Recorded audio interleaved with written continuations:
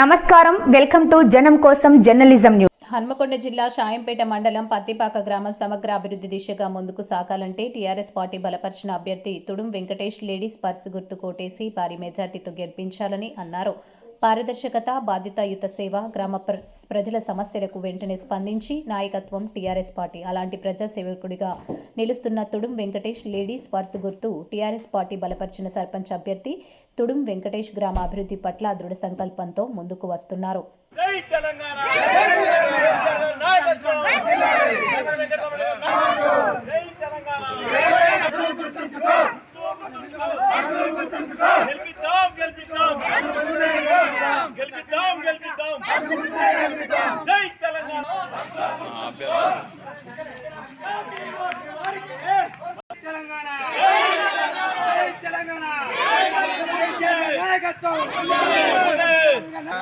TRS sarpanch అభ్యర్థిగా నేను పోటీలో ఉన్నాను.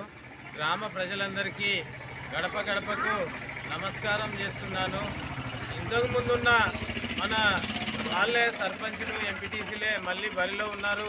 మా గ్రామ ప్రజలందరికీ తెలుసు వారు ఏ విధానాలను కొనసాగించి ఇంతకుముందు పరిపాలనలో ఉన్నప్పుడు ఏం జరిగిందనేది మా పత్తిపాక గ్రామ ప్రజలందరికీ స్పష్టంగా తెలుసు.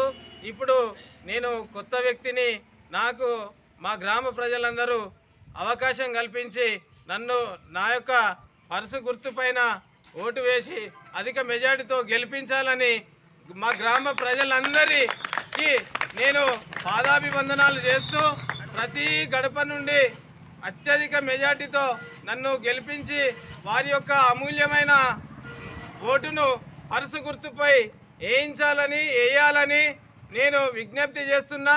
ఇన్ని రోజులు గ్రామంలోనే ఉంటూ నేను గ్రామ ప్రజల మధ్యలో ఉంటున్న వ్యక్తిని కాబట్టి దయమయులైన మా ప్రజలందరూ నన్ను అత్యధిక మెజార్టీతోని పర్సు గుర్తుపై ఓటు వేసి వాళ్ళ అమూల్యమైన ఓటు వేసి నన్ను గారి నాయకత్వంలో 10 సంవత్సరాలు మా పార్టీ ప్రజలను పరిపాలించింది.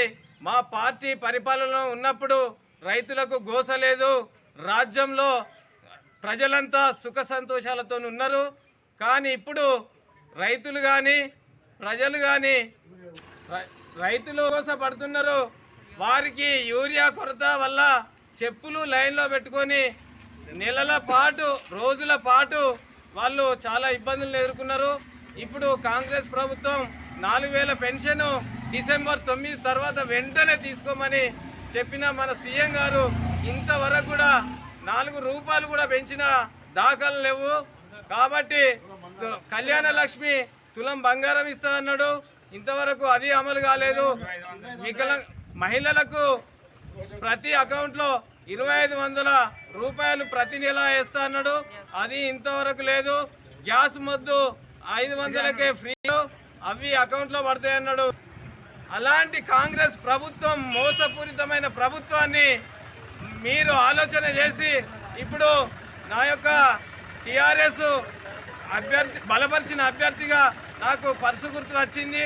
నా పర్సు గుర్తుపై ఓట్లు వేసి అత్యధిక మెజార్టీతో గెలిపించాలని మరియు వార్డు మెంబర్లను గెలిపించాలని, వారి గుర్తులపై గెలిపించాలని గ్రామ ప్రజలందరికీ పాదాభివందనాలు.